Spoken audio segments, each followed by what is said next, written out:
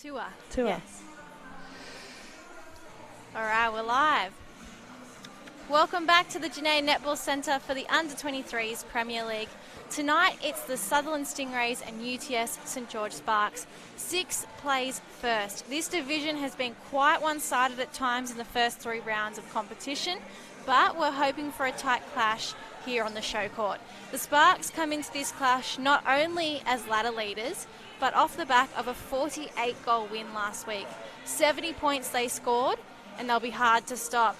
The Stingrays suffered a pretty heavy defeat against the GWS Fury last week, but they're looking to turn it around in round 4. Kim Green, Giants mid-quarter and captain, joins us again. Hello. You enjoyed the first game in the Opens? I did. It was a great game, and from all reports, I feel like this is going to be another good one. I think the Stingrays obviously have something to prove out there, and the UTS Sparks obviously have been on a roll, so I think it's going to be an interesting game. If you're tuning in and you missed the last game, the Stingrays won by 8 goals.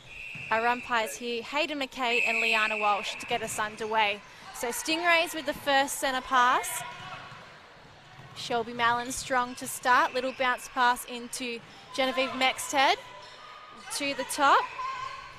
Sarah Hewitt-Bell. Shelby Mallon keeps it in play, but it ends up with the Sparks.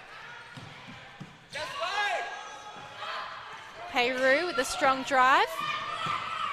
Cutting up through the court. Vassallo, long ball. That's nice a great take. Footwork, yeah. And just the balance to stay on that 1 foot and get it to her teammate. Good awareness from Liana Okafalau. Ball ends up with Tua. Right underneath, and she'll score the first goal of the night. They're looking crisp already, aren't they? Came down the court flying. Battling for that centre pass. Jess Bowden to take the throw.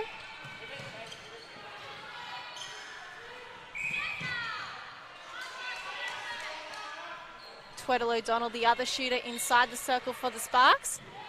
She pops out for Luana Okafalau. And it's over the back line.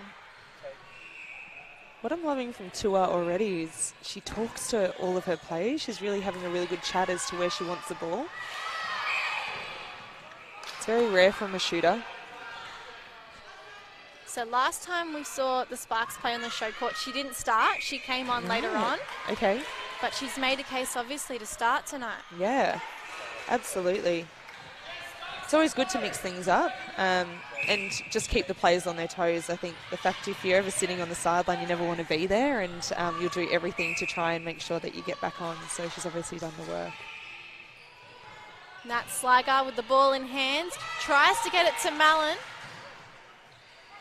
And already that Sparks defensive circle is causing havoc. Hewitt-Bell with the throw in. Oh, wow. Mallon loses it. It comes through her hands and into the Sparks possession. And then they give the ball away. Banging into our commentary desk. Yep, both teams just trying to find their feet. It'll be interesting to see if they're quicker to find their feet than the last game. Well, the one thing you're going to learn from watching, oh, what Beautiful a fantastic shot from Mallon. The under-23s, Kim, is that you never know what's going to happen. Right. So unpredictable. Vassallo to Okafalau in traffic. She's a fantastic player. I already love watching her. So strong and powerful. Another wing attack. Yeah, well, and also is not afraid to take on those drives. I think you can see that already. Now it's just a matter of finding the balance with the goal attack.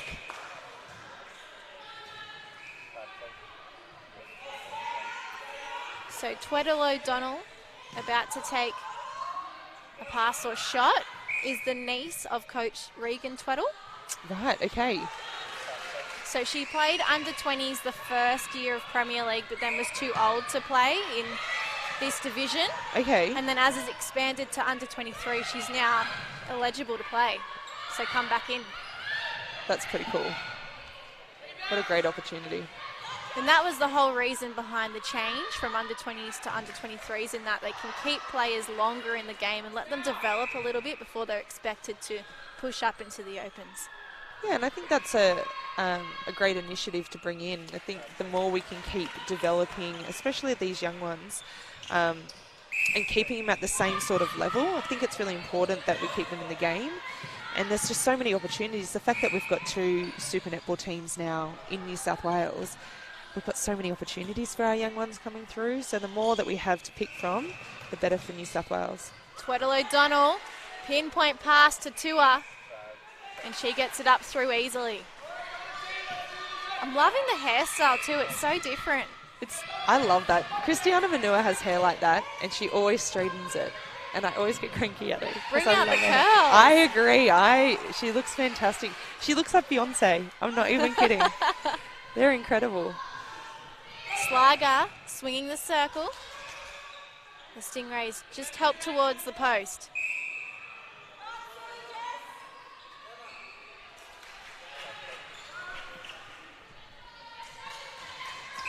Close affair so far. Okafalau. Oh, how's the roll off the body? Oh, beautiful pass. And Tua was a decoy then. I don't think she was even looking for the No, ball. definitely didn't want the ball.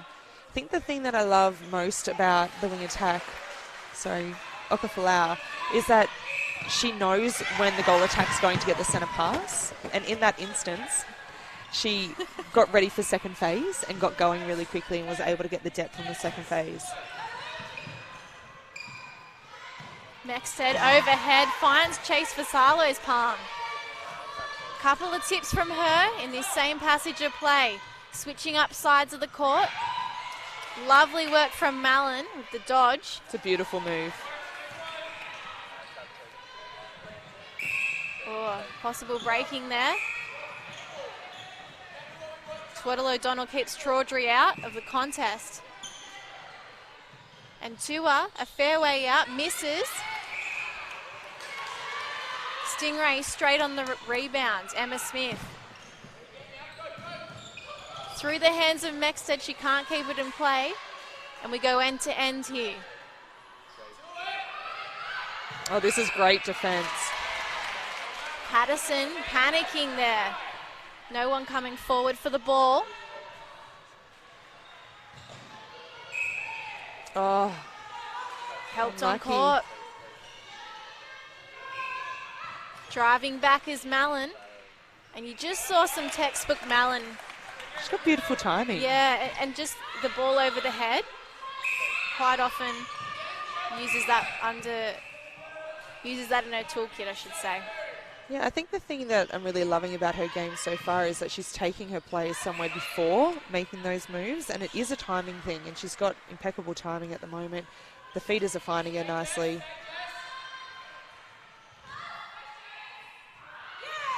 Shot missed by Sligo.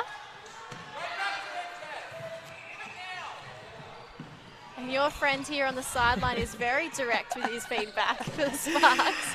Yeah, I feel like the Sparks coaches have been very direct with their feedback and very vocal and not afraid to yell it from one end to the other to get it over there. But the one thing that they've been mentioning to their defenders is staying off the body and giving the angles, getting the angles right. So I think we might see a little bit of a shift, hopefully, if they've been listening to their coaches. And dumb it down for us, Kim. What does getting the angles right mean? So it means cutting off the ball on an angle as opposed to continuing to run with the player. So it essentially takes the contact out of the play and you take on the ball as opposed to the player. So, yeah, instead of getting that contact, just coming forward a little bit more. Alex Bolton drops the ball for the keeper in Emma Smith to take. Wrong player out. Oh! Good effort.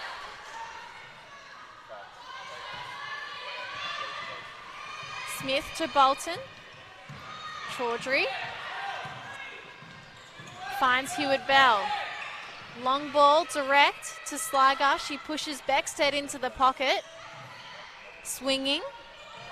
Fake. Yes. They find Mallon at the vision. back, and she offloads to Sligo, who'll get a penalty here.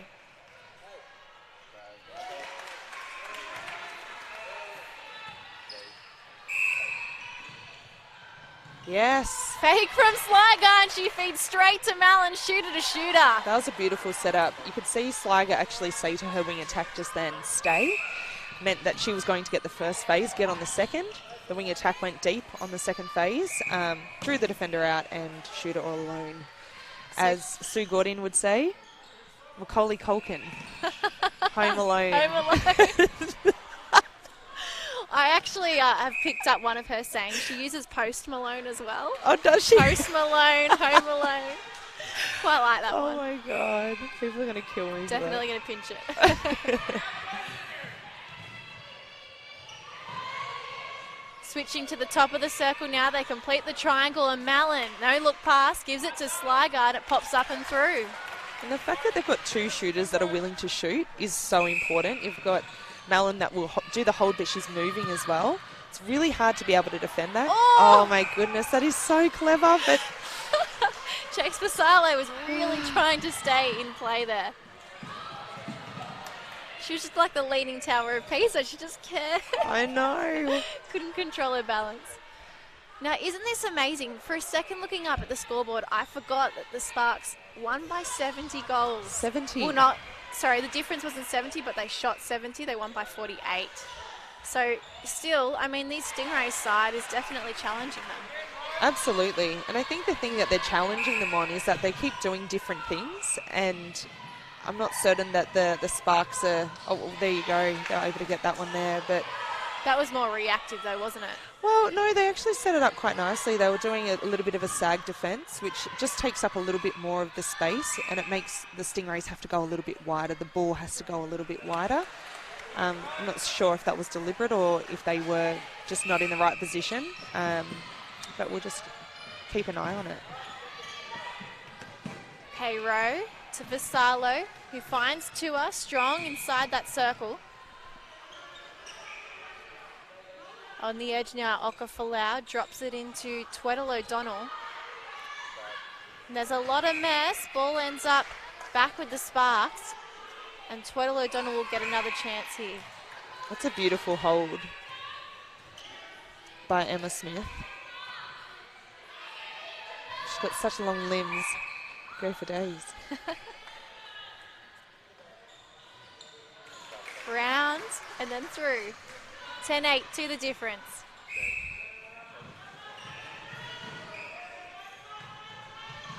Into the pocket. Stingrays come back to Heward Bell. Bouncing low to Malin. Made sure she didn't replay then. That was smart. And a fair way out. She's confident enough to put the shot up. It's loopy. It misses.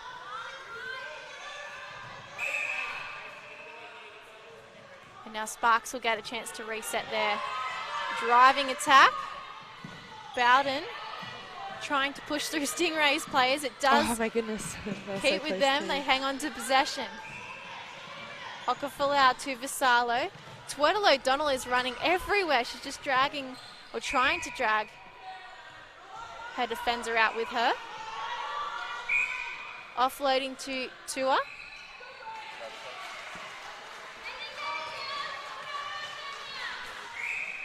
This one to even.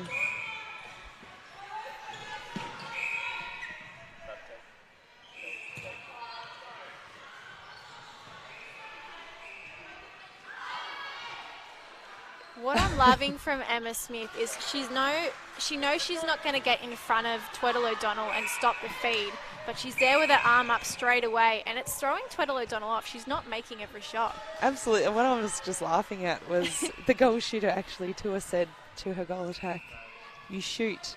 And she passed, and the look to her back was Daggers. very interesting. I missed that. Seabass always gives me the, no, don't throw it. I'm like, you're going to get it. You don't get a choice. Absolutely It's not. coming. Vassallo to Okafalau off the centre pass. Quick work from the Sparks here. Back with a vengeance. Yeah, that was a really great play. Do you reckon that was like 3 seconds too? Yeah, 3 seconds, and that's all you need to score a goal if you have the right structures. They had a really good first phase. They had depth on the second. Yeah, and then a short one for the fourth phase there, which was really nice. Stingrays players on the bench there. One's got a pen and paper out, so they must be keeping track of some stats for us, Kim Green. Oh, I hope they bring them over here. Tua strong with that back hold. It's a beautiful feed too. And takes the Sparks back level, so we're 12 apiece. Mallon. Her timing is so great. Sligo not confident on the shot. They end it out giving it to Mallon, and then it ends up with Okafolau amongst all the confusion. Oh, ball lost by Tweddle O'Donnell, collected by Vassallo, and Tua in the air, too strong. Takes the ball over Emma Smith. There's a real shift in momentum here. If Stingrays can just slow this ball down a little bit, it's getting down to that goal circle very quickly.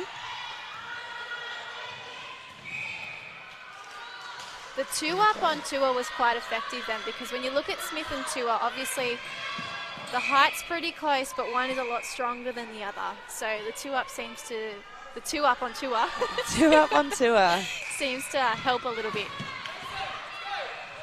Oh my Running goodness. with the ball, then that was a definite step. Yeah, it was a little jog around the park. Oh, well done. Chaudhry with great vision. And that's the end of the first quarter. Wow. Sparks 13 lead the Stingrays by 1. And I don't think if you looked at the ladder leading into this, you would have predicted such a tight first quarter. What are your thoughts, Kim Green? I think so far the Stingrays have really showed that, you know, they're ready to step up, and I think they've probably worked on a few things this week, especially after their loss last week.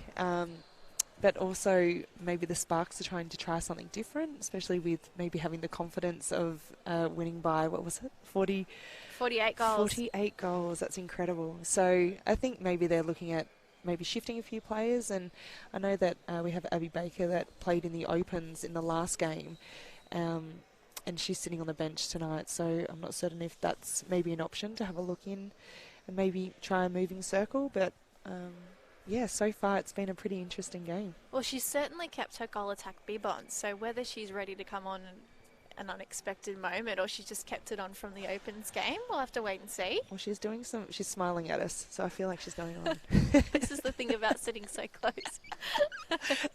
Okay, we better bring the ladder up here and have a look at the rest of the competition. So right now, we mentioned the Sparks have been the heavyweights. They've won 3 from 3 and they're sitting pretty up top of the ladder, but the Manly Warringah Sapphires and GWS Fury are also 3 from 3. I feel like this competition has been quite one-sided, and you can see that there's 3 teams down the bottom here, Kim. Sutherland, Stingrays, Panthers and North Shore United without a win at all. So Erna Hawks and Central Coast holding up the middle, and it looks like there's a real divide at the moment between these sides.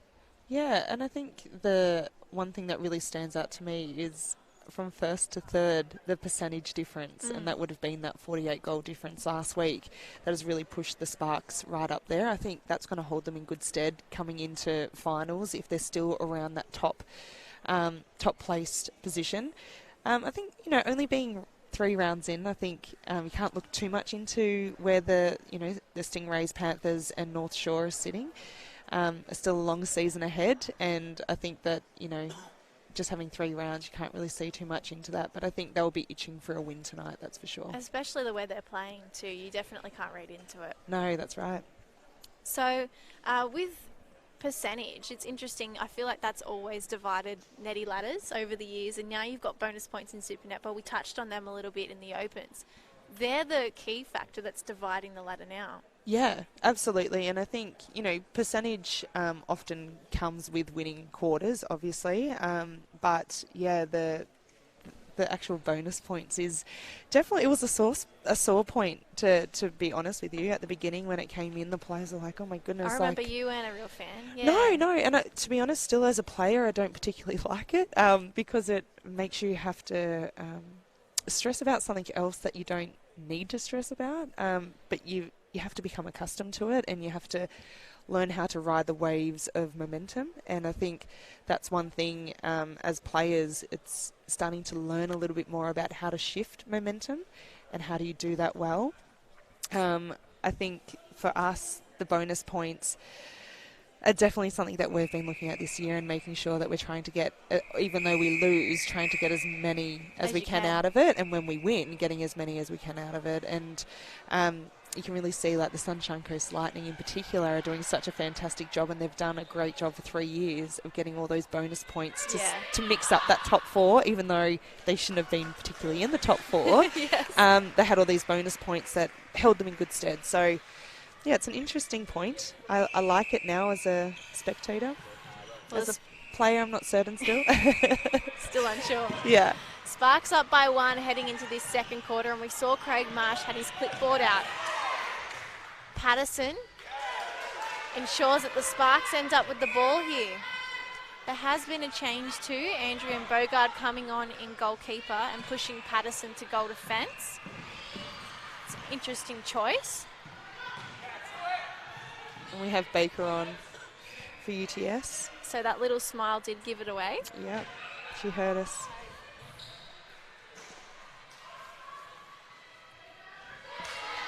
So Jess Bowden was doing a pretty good job in that goal defence bib, and it's interesting that they've shifted so much and that they're up. You wouldn't really see that many changes heading into a second quarter unless you were dramatically down, would you, Kim? Well, maybe the Sparks thought that they should have been up by a little bit more. So regardless if you're even up, it might be just the fact that you probably can get more out of your team. That's a great ball. Baker, a fake, then heads to the left pocket. Up and over, the ball sails over everyone, and it'll be a Stingrays throw-in. Just noticed too, Zoe Yans has come on in goal defence. Yes, and she had a little bit of a game in the last one. Yeah, she in the did. Opens. She did a fantastic job, I think. She's free now, giving it to Mexted. Hewitt Bell with the bounce pass. Mallon up and over, now alone at the back post. Malone, Macaulay, Corkin, however you want to call it. But it does end up with the Sparks instead, so Patterson's stolen it back. Tweddle O'Donnell doing a 360 before she gives it to Okafalau. 1-2 with Baker, just inside that circle. The thing about Baker is she's so composed, and the timing is really unpredictable. So she takes her time getting the ball then, but then will turn and shoot or turn and pass so quickly. It's really hard to defend. Well, and I think the difference between who did we have on previously? Tweddle O'Donnell? Yes. Yeah, I think the difference between the two is that Abby Baker is really getting in there quickly as opposed to being an extra feeder outside. So, yeah, I think it's so far looks like it's working in a little bit easier. But I didn't see like there's too much wrong with what they're doing previously, but it's always good to mix it up. Well, I'm glad you brought up Tweddle O'Donnell because she's pushed out from goal attack into wing defence. So I didn't pick up on that before. Mariana Perot's come off. That can't be right. I'm telling you. Goal attack to wing defence. Yeah. The only other player I ever have heard to be able to do that is Kayla Cullen. She plays every position. Right. Imagine that. Surely that's a certainty to be picked in a team. Well, it always weirds me out a little bit when you see Romelda Aiken in a goalkeeper's bib, as you did on the weekend. I think it weirds her out too. Yeah, I'm just having a look. So Jasmine Tweddle O'Donnell definitely listed as a shooter, but wearing a wing defence bib now. There you go. She doesn't have a sister? Not that I'm aware of. What, a twin that's Twin. come on. Possibly. The Slager sisters. Yeah. Mallon, that was a weird pass, but it came off. And a fair way out. The crowd was screaming held then.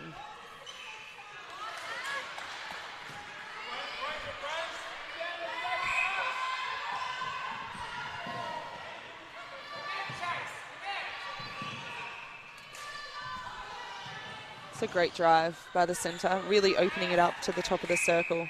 Tua with front space and long arms. And now through the net. Sparks pushing out to a 4-goal lead. We've almost played 5 minutes here. That's been really fast. Sligo around the body to Mexted. They come over the other side of the court. Mallon, I honestly cannot predict her passing tonight. It's been really unconventional but effective. It was the funniest bounce pass I've seen. Definitely does not get a license for that one. Okafalau direct to Baker. Cross court.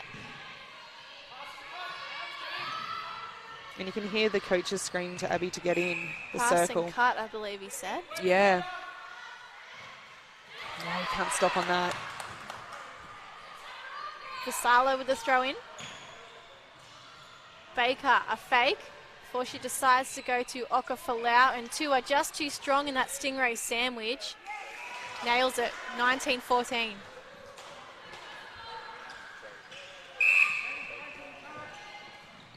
Heward Bell to Mexted with the fake. Sligo, strong, trying to come into Mallon. There's a contest, but she wins it. And after the swing, Sligo goes 1-2 with Mexted, taking it to the post. That was a beautiful play.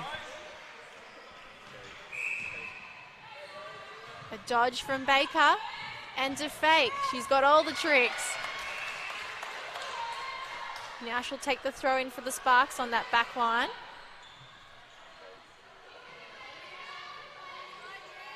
Okafalau all alone on the edge. Through the hands of Tua and out the back. Chance goes wanting, Kim. Yeah, and I think with those sort of passes, when the shooter has someone right behind them, but also another defender sort of sneaking in a little bit, it's really important to just place that ball and have a little bit of touch on it. And by touch means that you just don't slam the ball at them. As you can see with that one, sometimes when you're trying to fend off a couple of players, it's really important that that touch is a little bit slower, comes in a little bit softer to the hand, so that it doesn't go straight through and out the baseline that we saw. Mexted pops it over the top to Sligo. That's a beautiful move. She's got to get that ball there. Rolling off the body, Mallon does keep it in play, and they swing. Heward Bell finding her at the top. She's so confident. The loopy shot doesn't come off this time. And I hope she doesn't lose that confidence in making those moves just because she's missed a few shots. Oh, she well wins it done. back here. Oh, no. Umpire calls it up. Because she really is setting up a lot in that circle at the moment. Her timing is impeccable. I think the fact that she's finding space with the timing is really great. And now it's just a matter of getting that shot to come with it. Okafalau. 1-2 with Tua. Smith out of play. Tua straight on her rebound. It really gives me so much joy when I see a shooter go for their rebound, because honestly, there's nothing worse than missing the shot and just watching it go into the hands of the defender. Yeah, and I think you don't often see that that much anymore. I feel like the shooters, now that there's positive stats involved and a lot of people talk about it, not that it's a stat-driven thing, but it's always helpful. But I think, yeah, you often see a lot of shooters going for their rebounds now, and it's a non-negotiable that all attackers have to defend. So I think it's really shifted in netball space, I feel, in the last 10 years, in the fact that you have to have a crack and you have to be a good defender, otherwise you don't get picked. And I think when you look at the Diamonds in particular, that was really driven, especially in the last few years that I was there, that if you weren't a defensive player as an attacker, like, you would not get picked. If you didn't get ball, you would not get picked. And we based our whole World Cup campaign on the fact of getting loose ball gets. Yeah. So if we won loose ball gets, we won the game. Right. So that was one of our main focuses. Was that to do with the School of Fish, or was that separate again? Ah, yes, the School of Fish. That was an interesting little time. Our video analyst at the time had come up with the way that silver ferns moved, and he often had patterns, and we had 3 different patterns that they did all the time. They just ran through those 3 patterns, so we came up with strategies to be able to nullify that. And he often talked about the fish and the School of Fish. And then one day we're sitting there and he's like, now we're going to have a look at whales. And we were all sitting there going, yes, we get to look at Wales, like, you know, the animal Wales. Yeah. And we're just sitting there, and then he brings up Wales, the netball team. And we were like, oh, we thought you were going to show us. So that's Mitchell Mooney, who's a genius in his own right, Dr. Mitchell Mooney, and a fantastic person as well. But, yeah, we didn't get to see those Wales that day. Disappointed. There is a really good podcast the ABC did on Sum of All Parts about Mitch Mooney and his school of fish, so look it up if you've got the time. I would recommend it. So Adrian Bogard with the throw-in for the Sparks here. Tweddle O'Donnell. Patterson. Now long to Okafalau. Yans called outside. And Baker, a fairway out, strong stance, loopy shot, will get another chance.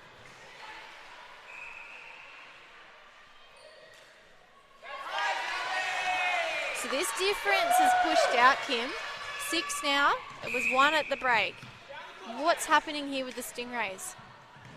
I think the change with Baker coming on has definitely shifted the momentum a little bit. The speed of the game has definitely increased.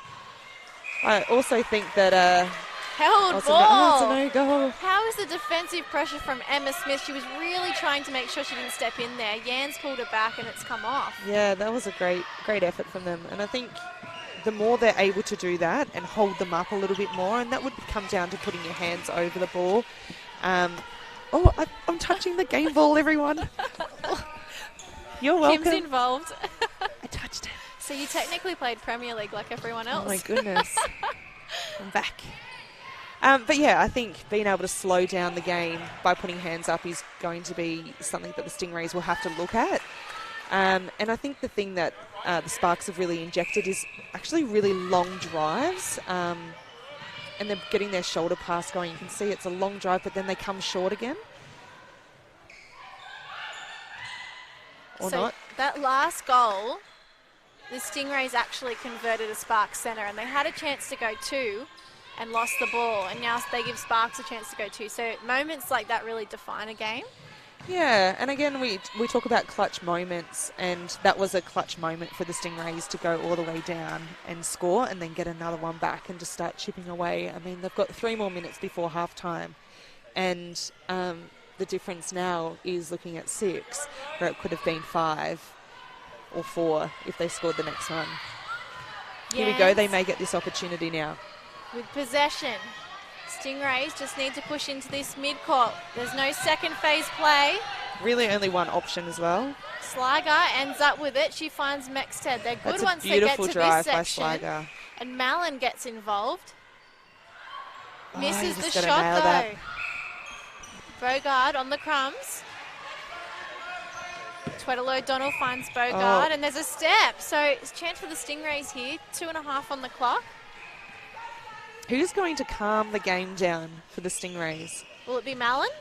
Well, I feel like Sliger has definitely the confidence to do that, and I think she's definitely got the skill and the mentality to do that. So now it's just a matter of, I'm not sure if someone hit her hand then. Yeah, I missed that. Looking at the umpire, but yeah, it's a matter of, you know, the more experienced players that have played in big games to be able to go, no, we can pull it back a little bit, go a little bit shorter. It might take a few more passes to get in. Baker to Vassallo. Now Okafalau top. And Baker with that front cut again. Needs more defence in front of her. Yeah, it's just getting in a bit easy. And I think the great thing that Baker is doing is when she is cutting across that circle, she's going in nice and close to the post. She's almost getting it under the post. So we talked about how the 2 up on 2 in the first quarter was really effective, but now Baker's been injected into the game. The defence are going to have to switch things up. Well, they can't just stay back because Baker will then inject and bring herself back into the game. So they need to keep mixing it up, and I think hedging is something that the defenders often talk about. Explain that to us, Kim. So hedging is moving back and forward to make it look open. So maybe making the shooter look completely open or making the goal attack look open, but you're moving your feet back and forward to then have a crack at the ball. So it just makes the mid-quarters have a little bit of indecision when they're feeding the ball. And especially if they get one tip to it, the feeders won't go there again. They're like, oh, I don't know about it. So it only needs to be put on for a couple of minutes. But once it's on and you can get a tip or two, it's game on. So it creates doubt in their minds. Absolutely. Okay, foot on the line, that one. So that's almost a coach killer. Yeah. Yeah. Almost as bad as breaking. Yeah, probably worse, I would say. Because you have the time to go and just put your foot up. You're not rushed to do anything. You're not governed by a whistle. Just dropping back. Oh, she's there. Right place, right time. Was that a layup? I feel like we could claim that. Yes. We had Sam Wallace here last week. She would have been proud of that one. I know. Well, Sam Wallace needed to calm down on the layups against the Giants. They were too good. So at the halftime break, the Sparks 24-18 lead by 6 goals, 5 more than the last quarter, Kim. That was a fantastic quarter by the Sparks. You can really see that the shift in momentum, and obviously, you know, we questioned a couple of the changes, but they really worked. So they outscored the Stingrays 11-6 in that quarter, and I think that was evident by how much domination they showed. I've just got some music on in the background. It sort of threw me off to hear that. Kim, what are you going to do with your time off now that you're playing less with the World Cup break? Yeah, it's an interesting time. It's going to be interesting to see how all the teams break up this little bit of time. I mean, if we were going for 5 weeks straight while the girls are over at World Cup, I think you'll see some very exhausted bodies mentally and physically out there. So this week is training as normal, and then next week we have a few days off, and I'm heading over to Hong Kong with Taylor Davies and the NetFit crew, and we've got some NetFit opportunities over there, and we're just going to spend some time doing a little bit of shopping as well. But yeah, just a few days and then back on the training track, and I think the next few weeks are going to be pretty tough with the training that we've got going on. Now I'm going to use Tay Davies as a segue here, because she's playing A&L finals this weekend, is she? She is. Yeah, so for the Canberra Giants, they're all heading down to Victoria to play in the semi-finals there. New South Wales Waratahs also made it. And looking at the ladder, so Vic Fury, Waratahs, Magpies and Giants all made the top 4. Do you keep an eye on this competition, Kim? Because absolutely. Your players are coming in and out of it all the time. Absolutely, and any chance that we can, whether or not we're, you know, interstate with the girls, we try to get to one of their games just to make sure that we're, you know, supporting and being a part of it. And I think it's important for our training partners to see that we've got invested interest in it, and also just to see how they go out there. And I think, you know, at Giants we're really fortunate that we have a really strong foundation and a strong family culture, and yeah, I think that's one thing that I love about our girls in particular. So Vic Fury play the Canberra Giants at 3 p.m. on the 29th. Waratahs come up against the Magpies at 5:15 straight after that, and then they play prelims and final the very next day. So I'm guessing by prelims they actually mean 3rd v 4th. But yeah, all at the State Netball and Hockey Centre in Melbourne. So keep an eye on that one. I would love for them to stream it. Absolutely would love for them to stream it, because there's so many superstars playing ANL. I agree. And we can't watch it anywhere. I agree. There was one game, a couple of games that was streamed, and it was run by Netball Queensland. Okay. And that was really cool. We could watch it on Facebook and off we go. They streamed the under-17s and under-19s. It was fantastic. Yeah. Fantastic. So we were in... we had a captain's launch down for Suncorp Super Netball, and all of the captains were flying back out from Melbourne. We were all sitting there together watching the Nationals on the Facebook. So it, like, as much as you know, they may not think that people are watching, there's people watching everywhere. Yeah. And yeah, like I said, we want to invest in the youth that are coming through and see what's coming through and understand the players, and yeah, and like I know Julie's going down to the A&L, and I think it's important that we have it streamed. I'm not sure if it is happening, but if they're listening, get on it. Get on it. Definitely. I know that Bryony Akel watches this stream for talent, and you were talking about watching it before, so there are eyes on this sort of tournament, and if you can stream A&L too, like, that would just be the best thing ever, I think. Well, I think it's honestly a non-negotiable. I think it definitely needs to be streamed. It's not super hard to set up. I mean, if you're able to do it for nationals, I think, you know, every state should be able to do it. And I mean, if someone wants to fly me down, I can go on live Instagram. Yeah, exactly. Pop it up. You could just have your face in it and then the game in the background. And then I could commentate if you wanted to, or you could just mute me. Better. Like an option. You can have one of you. No, but we saw Sophie Garvin get picked up from the Western Sting the year that they won. I think that was 3 years ago. Yep. And she came over to the Swifts. So honestly, something like that could really make careers for some of these girls. Absolutely. And like we said, I think it's not just Prem League, ANL. So you have the process and you have the pathway that you go through. And it is these opportunities. It is going out there and playing and knowing that there's always someone watching. When I was picked up, I was at a Catholic school's state team I was in, and I was goal attack. I was playing goal attack. But that's how I got picked up at the Swifts. Wow. So, I mean, I was only playing goal attack because, there was just, I couldn't rebound. That was the only point of it. But then I'd pass it to the shooter and she would shoot.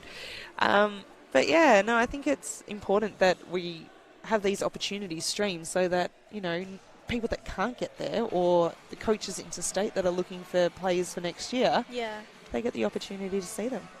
And what about Tay Davies playing AFLW too? She's killing it in all forms of life. She really is, and I think Tay's really come into her own over the last couple of years in particular. I think, she's doing some really great stuff in the netball space, but she's also doing some really great stuff in the AFL space. And the fact that she's able to pick up a new sport and train the house down as she does, and she's sort of someone that always ticks boxes. She's that person that will grind and grind and grind, and anyone that's been in a team with Tay will just say she's the best person to be around, and she'll give absolutely everything. So I think she's done some really great things, and they're really happy with her at Giants for the footy team.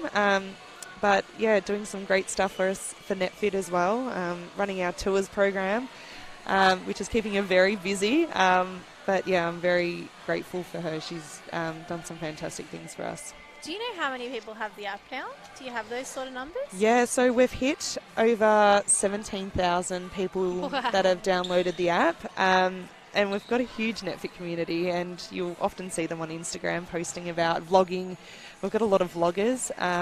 And you know what, like I come home, after a game that we might have lost or drawn or won, and I just think to myself, how cool is this that I have a community that I go back to, and these guys are just such full of life and positivity, and I think sport needs a little bit more of that. And, we're not a high-performance program. That's not what it's about.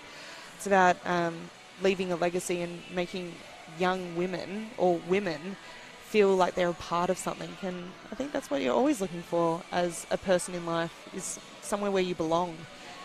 And, we're just fortunate to have them. On a personal note, I know that you and Trent have just bought a place. Yeah. Talking about renovating. Did you win the picket fence / white fence with no picket top debate? Was he trying to turn it into like a cricket pitch? Or? No. I think my idea of a picket fence and his idea was very different. So we haven't actually put a fence up at all. It's going to cost us $20,000 or something to put. You're kidding. To put a fence up. You must have a mansion out there. No, we've got a huge front yard, definitely. So we just let the dogs go wild. Better.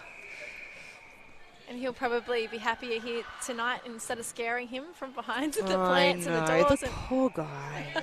How does he have to? Oh, he puts up with me. He puts up with a lot with me. No, honestly, Kim, it would be fun, I think. So we've got a couple of changes here. Kaimani Swenkel has come on in goal shooter for the Sparks. Swenky, I should say. There's also a change for Stingrays in centre.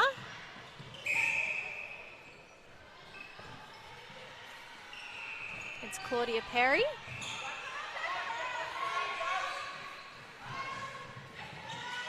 And Elise Coolin has come on in goal shooter. And Mellon out.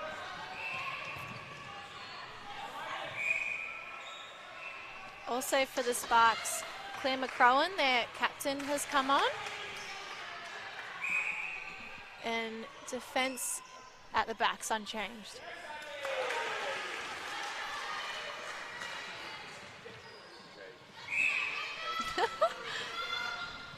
I'm guessing there, but that looks like Chase Vassallo's sister, maybe? Very similar. And if that was her mum, she didn't look very happy with whatever was going on. Baker is going to take this throw in from the baseline.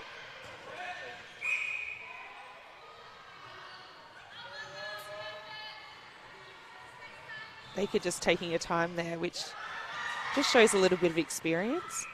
Taking her time, waiting for something to set up before she actually took the penalty. You mentioned angles before. The angles that Baker was just able to pull off to go from receiving the ball to then ready for that pass and rebound was, yeah, really something else. Yeah, I think Baker's just got a little bit of confidence from being able to play opens. The fact that she's been pulled up into the team alone, then jumped on the court and did a great job. I think that's really instilled some confidence into her game tonight. Mallon sinks another, and Stingrays hit 19. Oh, mix up in communication there. McCrowan threw the ball straight to Hayden McKay. Great opportunity here for the Stingrays. Coming back. Now through Perry. Stingrays move to Bolton. Good contest between Sliger and Tweddle O'Donnell, but the Stingrays did have first possession. Mallon to Coolin. Misses the shot, but we'll get another chance with the penalty. Bogart out of play. Chance to go another here, Kim. Well, it's the championship quarter. I forgot, yes. Or the premiership quarter. We keep switching up our names. Either or. Baker already looking into the shooting circle. That's confidence. McCrowan goes long to Okafalau and then back to Swanky. One in the air. And even with the post moving, she still nails the shot. How's that for accuracy? Oh, no. She knew too. I love how Bolton was just like, showing the umpire she broke.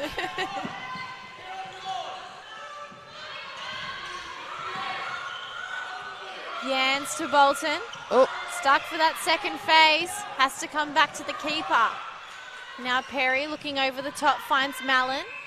Coming out is Coolin. Heading back to the transverse line. Beautiful patience here.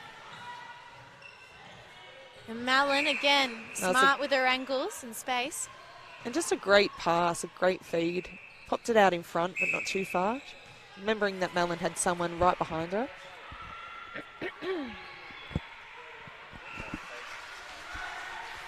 28-21. Stingrays here.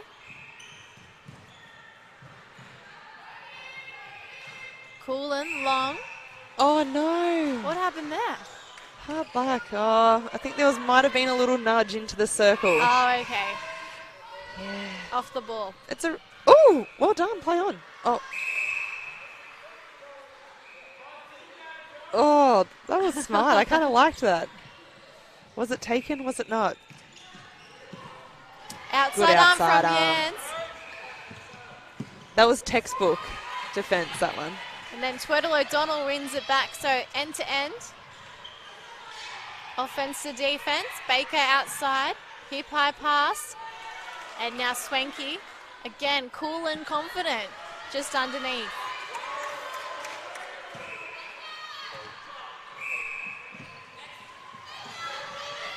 Long ball, Okafalau bouncing on the edge, and then up and over, they find Swanky all too easily. You can really hear the coaches from Sparks demanding that they have that second phase depth. You can really hear it from them. Like, what's next? What's next? They're yelling out. So you can see that there is quite a structure to their play, and they're not just out there running around. It's very cool to see at this age that those sort of structures are in place and that they're able to stick with it. I really love what Okafalau is doing. She reads the game really well and takes on the drive. But just went offside. There you go, commentator's curse. It is.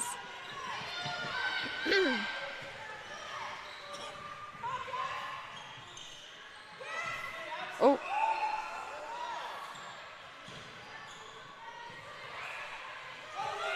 Pressure building.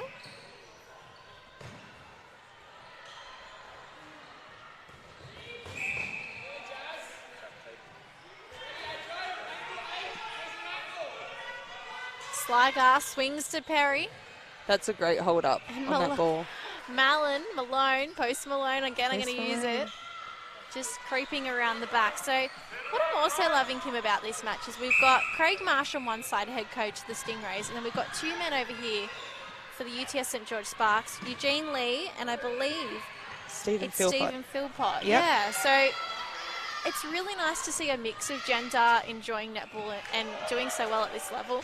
Well, and Eugene and Stephen both play netball themselves and are fantastic players. So I think that, and they play a little bit different to the women, the men, and the fact that they're able to instill something a little bit different into netball, women's netball, is really exciting. And you can see that they play with a little bit more freedom. They play a little bit more of an aerial game than men. Okay. So you can probably see a little bit of that in the fact that they do have long drives and they're getting going really quickly. And I think that obviously has the influence from the two men on our left.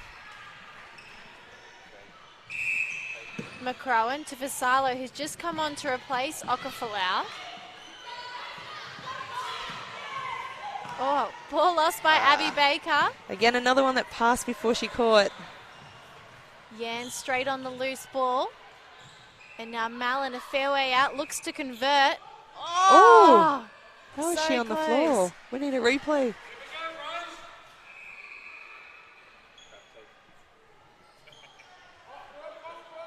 Coolin with the throw in. And somehow Malin does break free again. Perry looking to find a shooter. Sligar goes into Malin. And I missed this before, but Sligar pushed out to wing attack. Yeah. And I'm loving what she's doing out there. I think she's got a little bit more control of the court when she's out as a midi as opposed to a goal attack. The only thing that I do find is that we've got probably two talls moving a little bit more as opposed to one tall and one moving. Mm-hmm. It's probably not been as seamless to get the ball in.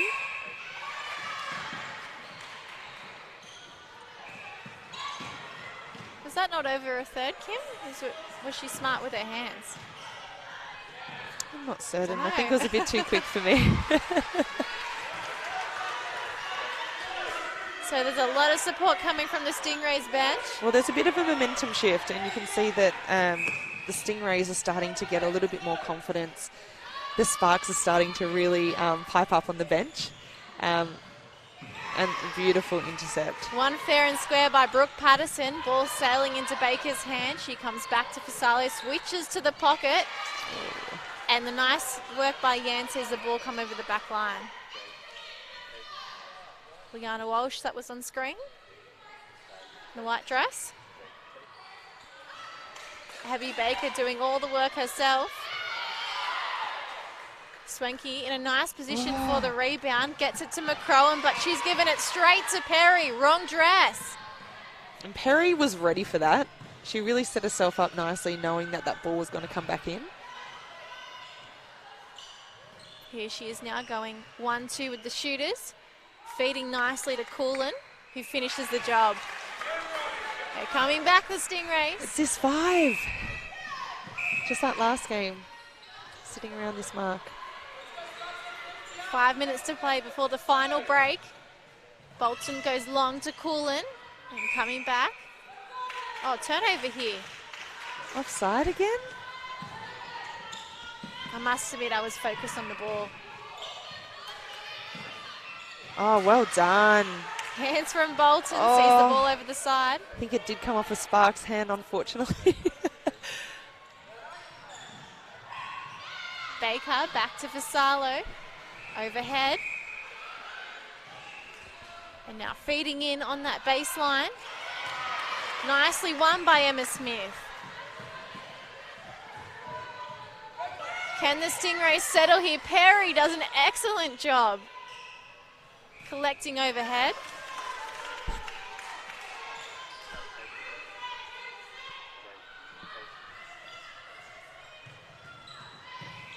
And if they can just settle this goal third, it looks like the Stingrays could have a really good chance of coming back, Kim.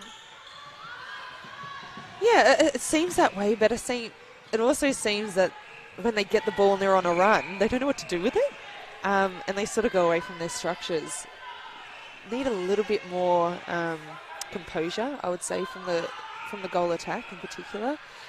Malin just in making sure that ball, you can play it back and then go again. I think Sliger's doing a great job of that, but you can't do it alone. So, yeah, you just need a couple more to step up and keep that composure and keep it a little bit shorter. McCrowan finds Vassallo on the top, and this time the feed is good to Swanky.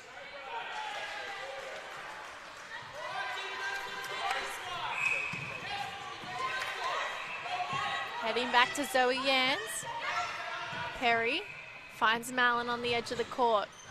Sticking with the trend, Sliger to Coolin. Coming back.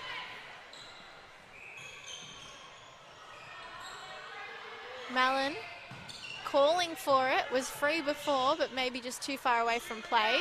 And now Coolin a fair way out, has the confidence to put the shot up, misses, and Bogard's on the rebounds. A beautiful hold from Bogard. I don't know how any shooter would shoot over that.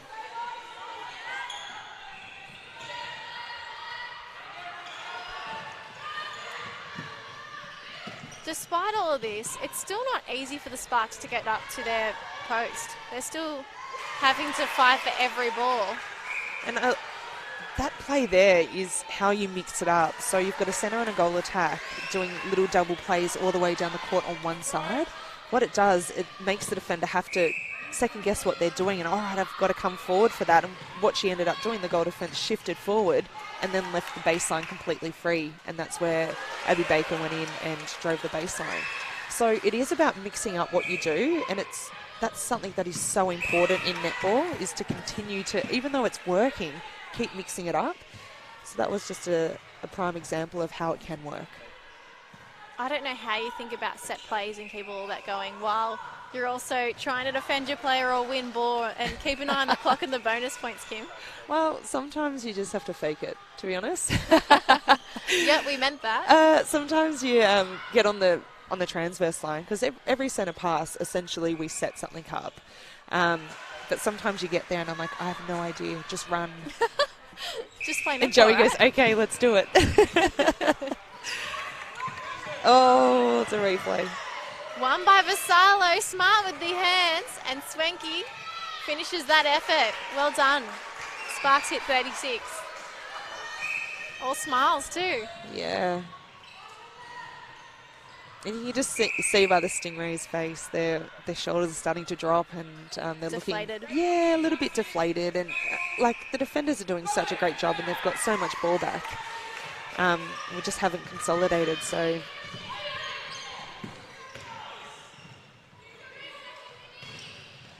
McCrowan in the air to Vassallo.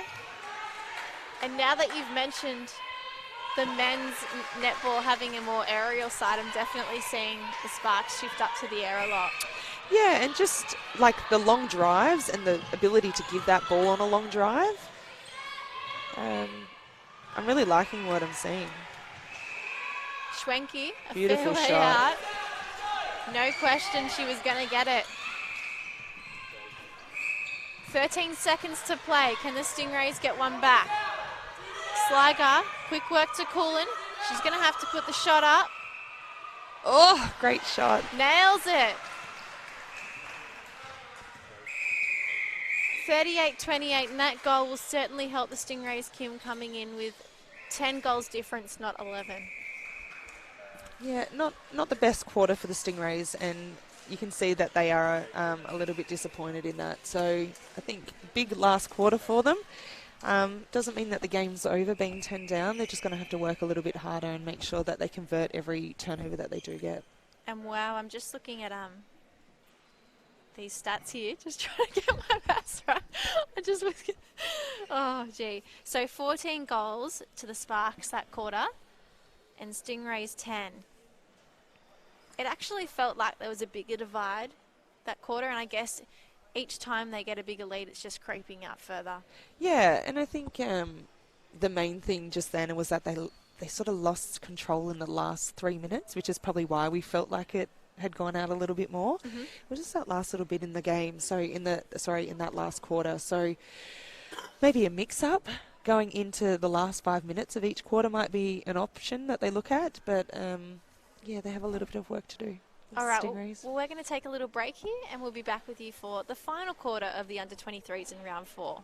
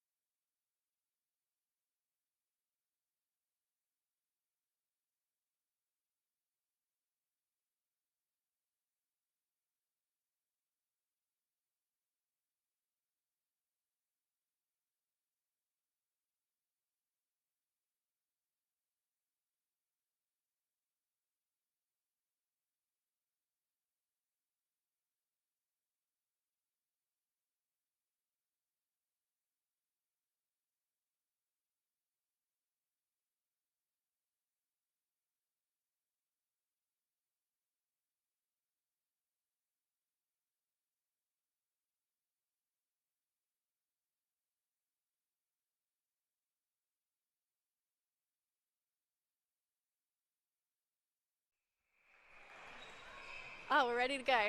Coming up for this final quarter, the Sparks up by 10 goals. 15 minutes to play, Kim Green. Do you think the Sparks can just keep powering on, foot on the pedal? I feel like they definitely have the momentum at the moment. Stingrays have had a couple of changes though, and you could see them warming up. You could see how dynamic they were and ready to come on the court. So let's see how it goes.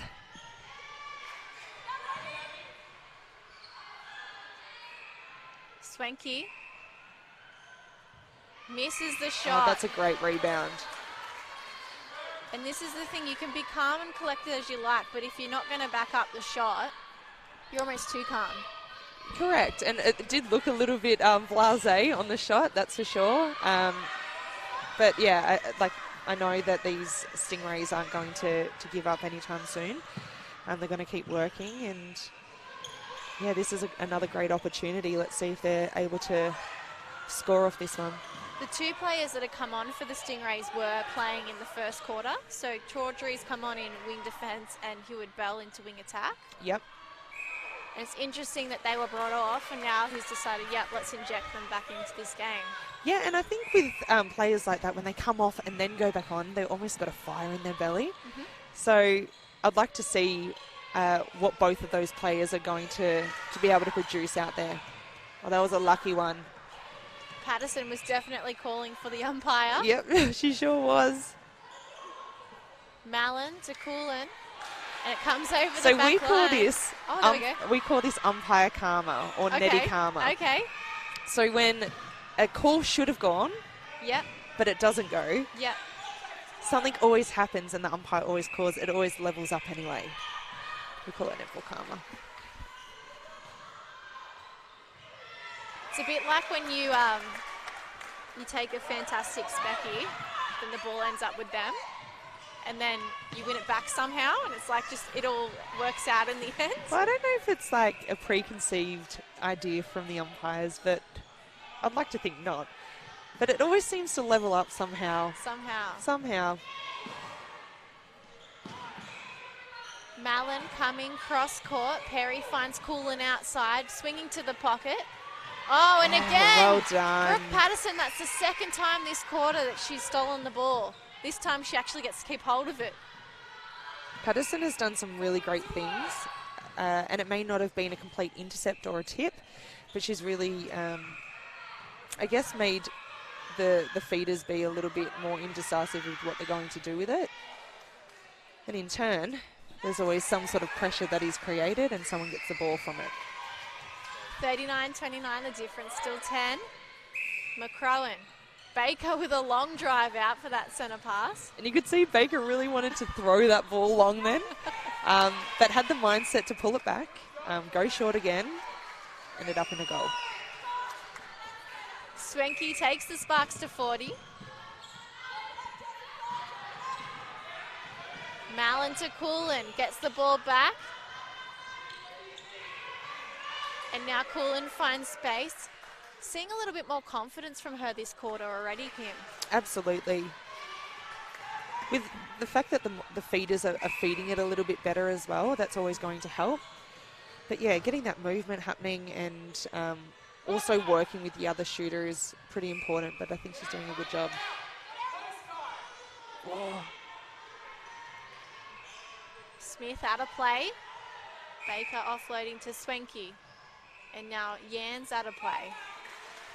I thought Yan could have really stepped up and held Swenke out of that position just then, but she just allowed her to come back into a position where she wants to shoot. It's always a tough one because you don't want to get fooled for contact, but you also don't want them to get right underneath the post. Oh, that would have been nice if it came off.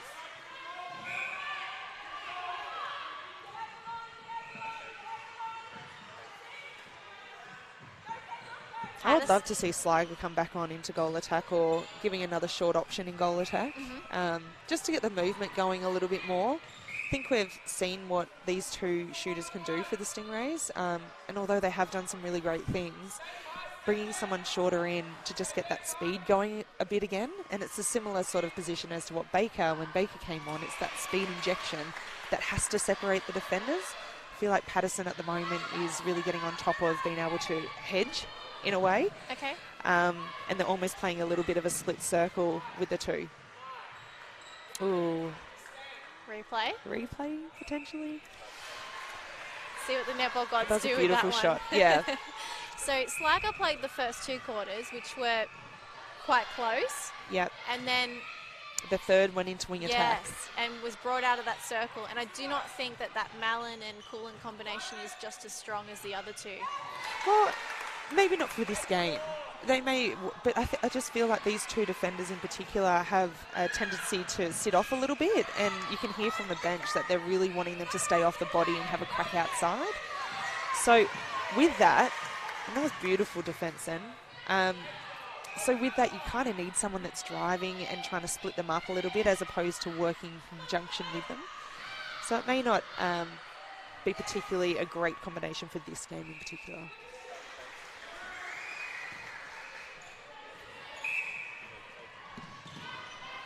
I was under the impression that Nat Sligo was, yes, a reserve for the Canberra Giants. So I don't know who, I could be speculating. She might have some A&L restrictions. I don't really know. But then, I mean, they still used her in wing attack, so they could have kept that goal attack, goal shooter combination.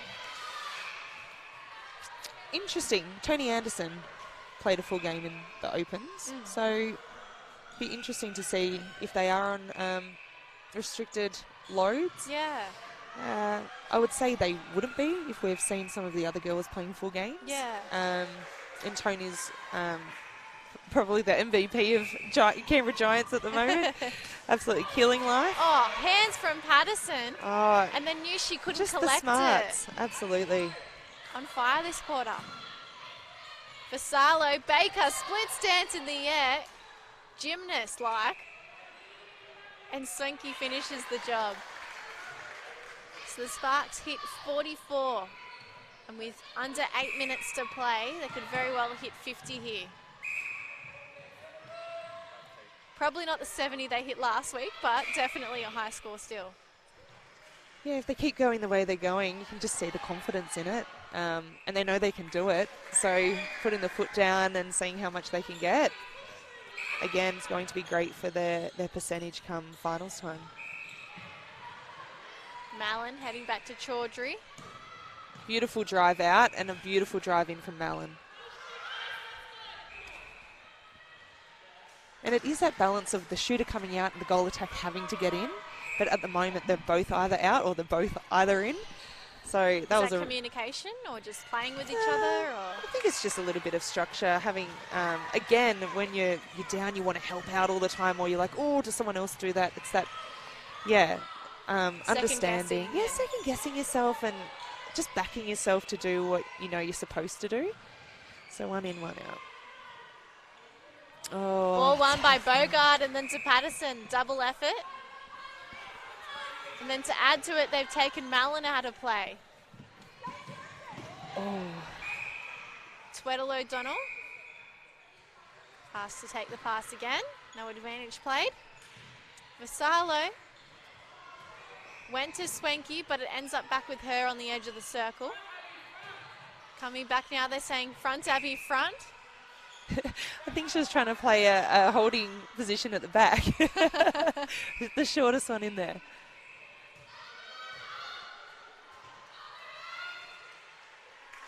Now that I know I need to pick an MVP.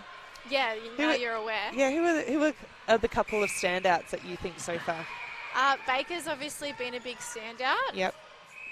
I think certainly in this quarter, Patterson has been good, but someone like Adrian Bogard's won a lot of ball, and also Chase Vassallo's done a lot in the midcourt. So I've just picked 4 players. Yep, really narrowing it down for me. Yeah. But certainly I think Vassallo does push a lot through that midcourt too. Can I go to mid-quarters? There's no rules, Kim. It's controversial.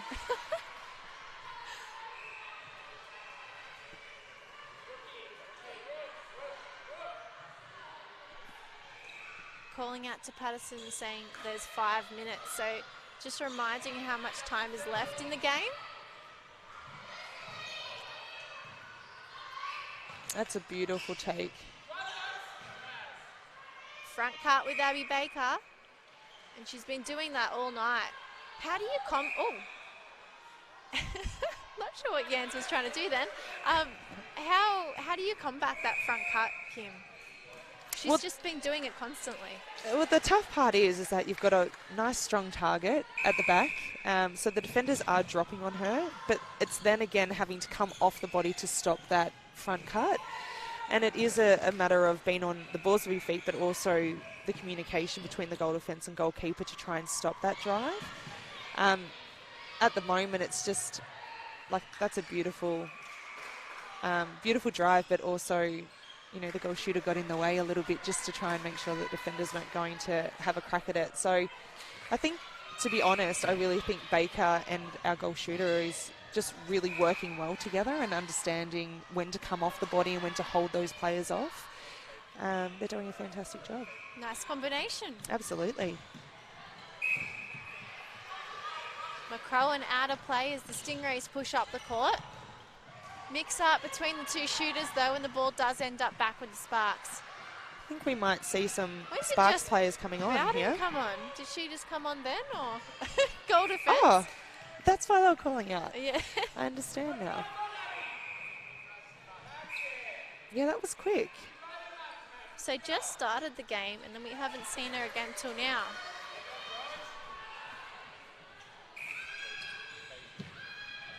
Heward Bell, long pass, trying to get it to Coolin. Yeah, it's that long cross-court pass that is just so risky. Often doesn't come off. Bowden calling the troops forward. No one was quite ready yet. Fake from Baker, and then a held ball as the pressure builds. The two defenders weren't ready on the transverse line. They were just hanging back. They were having a chit-chat about I'm sure netball.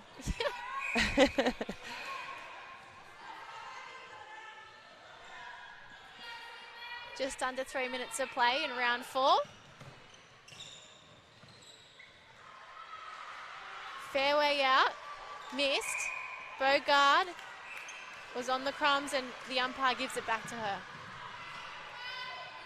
Vassallo long into the air. Beautiful feed. And such a great hold. That's not easy when you've got a defender on you. And, you know, the ball wasn't completely placed in the right spot, but was still able to take it. And here we go, here come. Some changes, so Pay Rose come back on in wing defence.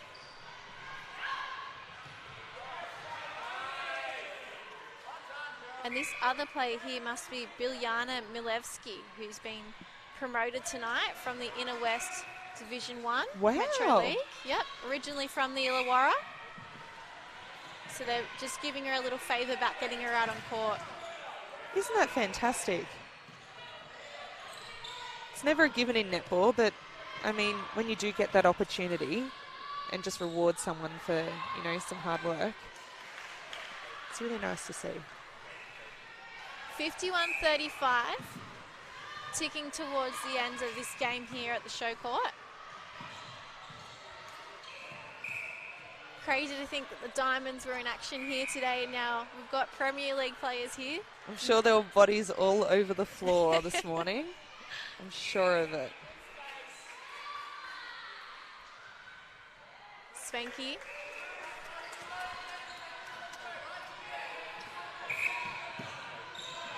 Stingrays really keen to get things going in these final minutes of play. Please. Hewitt Bell just as frustrated. She had no options. Yeah, and you could read it all over her face. From Bowden ensures that the ball doesn't end up with Mallon. Very smart. That was great by Mallon. 55 seconds. Sparks with the centre.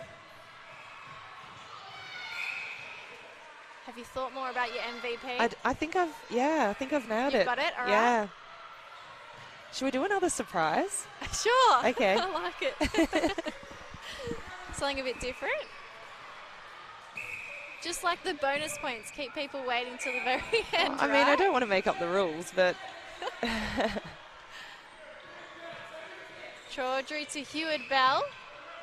And Mallon's going to take the shot. And she's been taking them all night. So that's something that's really cool, is that she has attempted to keep going to post. You often find when shooters don't get their groove, they pass it around and they often lose it still. So might as well have a crack. 8 seconds of play and Swanky comes off with it. Ball pops into her hands like a gift from the netball gods. It sure was. And the Sparks hit 54 with a massive win again tonight. 4 from 4 for them. Yeah, and after a rocky start, I think they will be pretty happy with that. Do you think that they looked like a side that can really contest this competition? I mean, they put every player out on court and still won by 17, so absolutely. Yeah. All right, well, we're going to go grab Kim Green's mystery player, and then we'll see you back in front of the camera very shortly.